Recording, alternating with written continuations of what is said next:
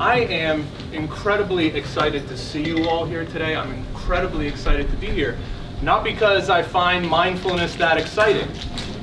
In fact, it should be the opposite, right? It should be calming, slow things down, relax, remove the stress. Well, what gets me excited is that there's this many people here today interested in mindfulness. Forget about me, just the fact that there was a presentation right before mine on mindfulness. And you guys are all here packing this room to learn about mindfulness. Right after I leave, if you're interested, there's another seminar going on about mindfulness in your classroom. I think that's pretty unbelievable, pretty hard to believe. 5 years ago, if I would have put in for a mindfulness seminar, I don't even think they would have accepted it. I think they would have just said, nah, it's not really for us, just 5 years ago. 5 years ago, I wouldn't even put in for a mindfulness seminar because I had no idea what that was. I didn't really do that. I tell you all this stuff to show you that I'm probably not the typical person that you would have standing in front of you teaching or talking about mindfulness. I'm not a Zen Buddhist monk or anything like that, nor have I ever been to a monastery, although we have a person in our phys ed department in EHT that did over the summer. Pretty unbelievable. Maybe he should be here teaching this instead. It never was about anything like that for me. My whole life, everything I've ever done has been about performance, doing better. Okay? So that's how I came to this. And mindfulness has been an incredible thing that has worked for us and has worked for our students. And it will work for your students, and maybe most importantly, it'll work for you. If there's anything I've done in my entire career, it's look for win-win situations. If it can help your students and it helps you, that's great. If it helps you but sucks for your students, that's no good. If it's good for your students and it sucks for you, that's no good either. You can't do that forever. That's how people get burnt out. Okay? And that's how you'll end up messing up somewhere else. I don't want you to mess up somewhere else. This is something that we can all do that will help everyone in this room. It'll help your students, and it'll help both of you simultaneously.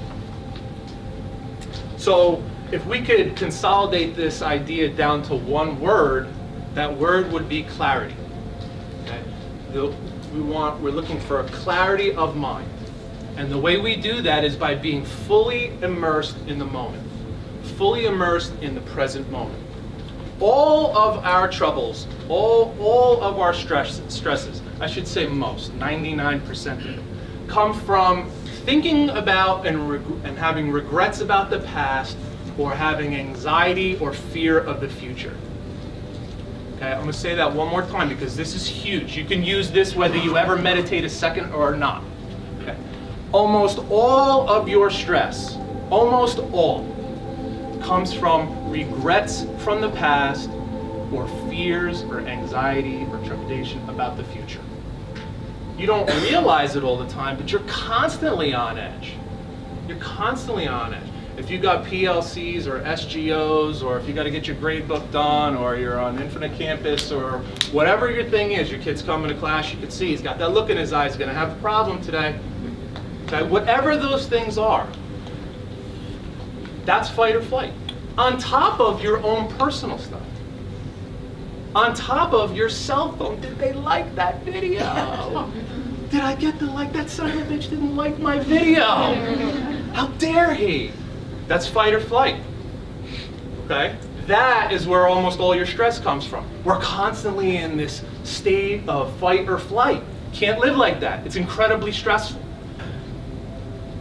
So what the hell does LSD have to do with this conversation, right? But if you look on the bottom, you can see these are the bliss, how do we say this, like the centers in your brain that acknowledge that you're feeling good, that these are bliss centers, right? And you can see when you're on LSD, shockingly, you feel phenomenal, right? You see, you feel phenomenal.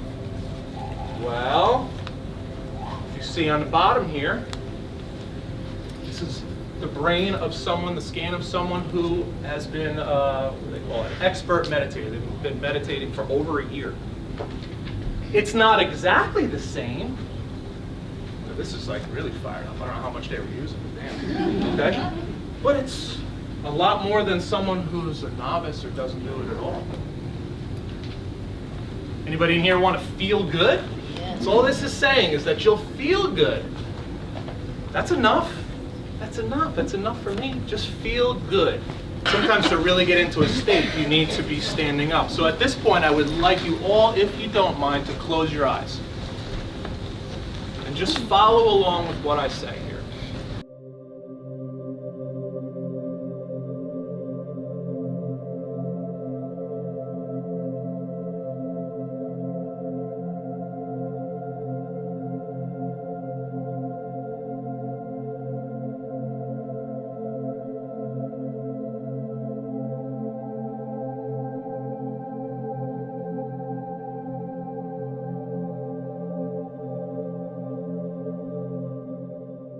So just by a show of hands, how many of you are still thinking about your stress?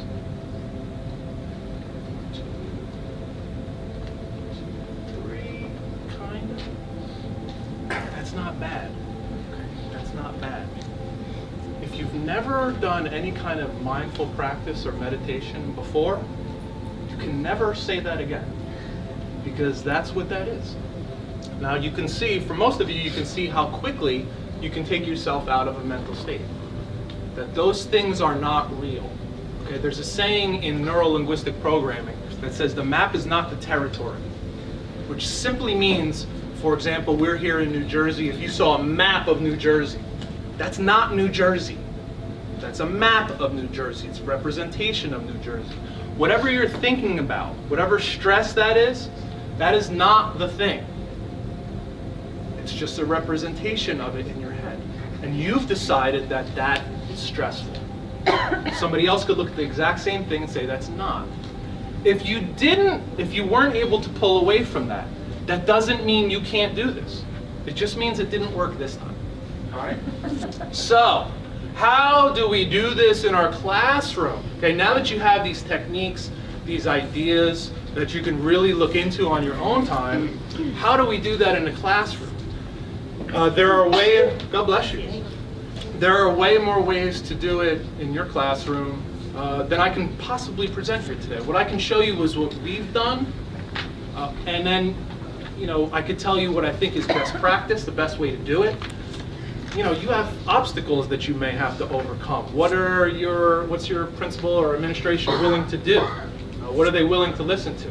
Do you have to kind of do this on the down low so that later on you can show the results, which is kind of what I had to do. See, I didn't care. I was like, I'll worry about that later. And we just started doing it. And then when other teachers were like, I don't understand. Calvin's just been so good lately. I go, well, let me tell you why Calvin's been so good lately. Okay. It's been a big deal. If you're wondering what kind of results we've had in the classroom with our students. Again, I just want to remind you that I work with at-risk students, and I haven't written up a student in 2 years.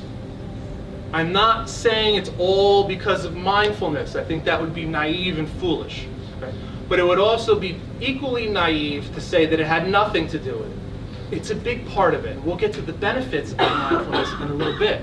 But that's the kind of thing you can have. We've had suspensions reduced by 50%. Half as many suspensions in the course of a year that we've had in the past. And you have to understand that we have students who come in, into the school year and they'll leave before the end of the school year. So we have kind of a transitory population. So a lot of them aren't always getting the same amount of time with mindfulness as other students in the school, where they've been there for a while. So even with that in consideration, suspension's down 50%. How about performance? What if I told you that test grades have gone up 20%? If you could get 5% walking out that door today, you would sign up for it and you know it. If you could get 5%, because then your SGO looks a lot better. Nonsense that is. You would take that 5% and look fabulous. People would ask you, what did you do? Let me tell you what I did.